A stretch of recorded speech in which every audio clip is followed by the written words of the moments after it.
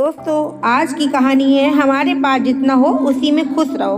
बहुत समय पहले की बात है। किसी गांव में एक गरीब ब्राह्मण रहता था। एक दिन उस ब्राह्मण के घर कुछ अतिथि आए। ब्राह्मण की स्थिति इतनी खराब थी कि उन अतिथियों को खिलाने के लिए घर में अनाज तक नहीं था। इस स्थिति को लेकर ही ब्राह्मण और उसकी पत्नी के बीच थोड़ी कहासुनी होने लगती है। ब्राह्मणी कहती है, तुम्हें पेट भरने योग्य अनाज कमाना भी नहीं आता। इसी का नतीजा है कि आज घर में अतिथि आ खड़े हुए हैं और हमारे पास उन्हें खिलाने के लिए कुछ भी नहीं है। इस पर ब्राह्मण अपनी पत्नी से कहता है, कल कर्क मकर संक्रांति है। मैं कल भिक्षा लेने के लिए दूसरे गांव जाऊंगा। वहां पर एक ब्राह्मण ने मुझे आमंत्रित किया है।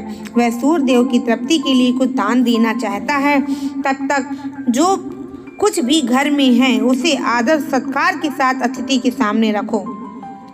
ब्राह्मण की यह बात सुनकर ब्राह्मणी कहती है, तेरी पत्नी होकर मैंने कभी कोई सुख नहीं भोगा। ना कभी खाने को मेवा मिष्ठान मिला, ना ही ढंग के वस्त्र और आभूषण। और जो तू कह रहा है कि जो भी घर में पड़ा हो वह अतिथियों के समक्ष रख दो, जब कुछ है ही नहीं तो मैं उनके सामने क्या रख दूं? पड़े हैं तो बस एक मुट्ठी तिल, तो वह अतिथियों के सामने सूखे तिल रखना अच्छा लगेगा? पत्नी की बात सुनकर ब्राह्मण कहता है, ब्राह्मणी, तुमने ऐसा बिल्कुल भी नहीं कहना चाहिए। कारण यह है कि इच्छा के अनुसार किसी भी मनुष्य को धन की प्राप्ति नहीं होती। जरूरी है तो पेट भरना, और पेट भरने योग्य अनाज तो मैं ले ही आता हूँ। अधिक धन की चाहत अच्छी नहीं। ऐसी इच्छा का तुम्हें त्याग कर देना चाहिए। अधिक धन की इच्छा के चक्कर में मनुष्य के माथे पर शिखा बन जाती है। माथे पर शिखा वाली बात सुन ब्राह्मणी बड़े ही आश्चर्य से ब्राह्मण से पूछती है, अधिक धन की इच्छा में माथे पर शिखा हो जाती है? मैं कुछ समझी नहीं। जो कुछ भी कहना है खुलकर कहिए।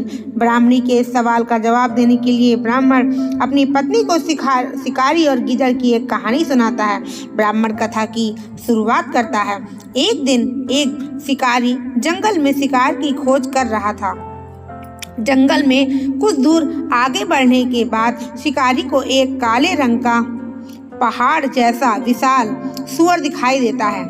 सूअर को देखते ही शिकारी अपना धनुष उठा लेता है और कमान खींचते हुए सूअर पर निशाना लगा देता है। कमान से निकला हुआ तीर तीव्र गति से सूअर को घायल कर देता है। घायल होने पर सूअर चिघाड़ता हुआ शिकारी पर पलटवार कर देता है। सूअर के तीखे दांतों से शिकारी का पेट फट जाता है और इस तरह शिकार और शिकारी दोनों का ही अंत हो जाता है।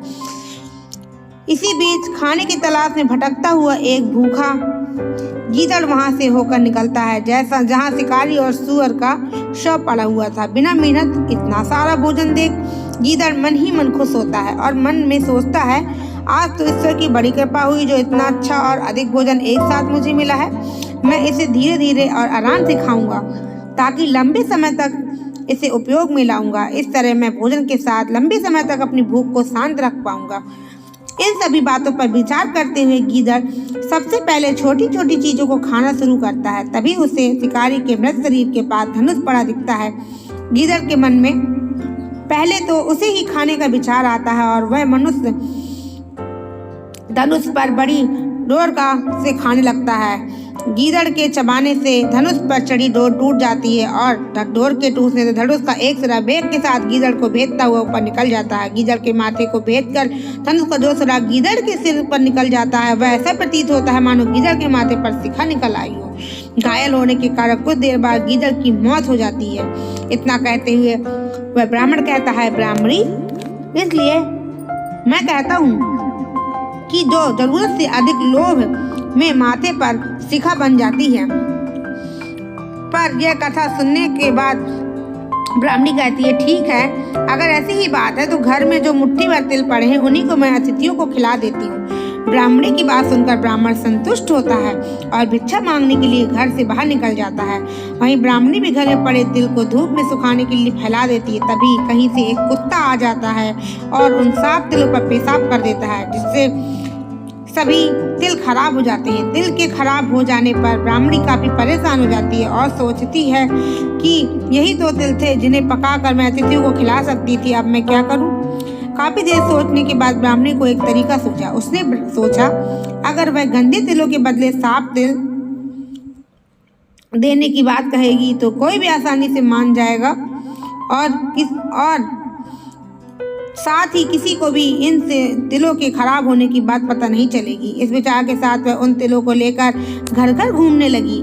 ब्राह्मणी की यह बात सुनकर एक महिला वह तिल लेने के लिए तैयार हो गई, लेकिन उस महिला का पुत्र अर्थशास्त्र पढ़ा हुआ था। उसने अपनी माँ से कहा, इन तिलों में जरूर कोई ना कोई खोट होगी, वरना कौन साफ सुथरे तिलों को गंदे तिलों के बदले देने को तैयार होगा।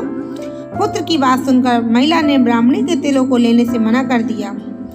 कहानी से सीख, हमारे पास जो भी होता है हमें उसी में खुश रहना चाहिए। किसी के पास ज़्यादा चीज़ देखकर दुखी नहीं होना चाहिए। दोस्तों, आपको मेरी कहानी कैसी लगी? अगर आपको मेरी कहानी थोड़ी सी भी अच्छी लगी हो तो प्लीज़ मेरे चैनल को सब्सक्राइब करिए, लाइक करिए, शेयर करिए, कमेंट में बताइए आपको ये कहानी अच्छी लगी या नहीं। तब तक के लिए जय हिंद, वंदे मातरम।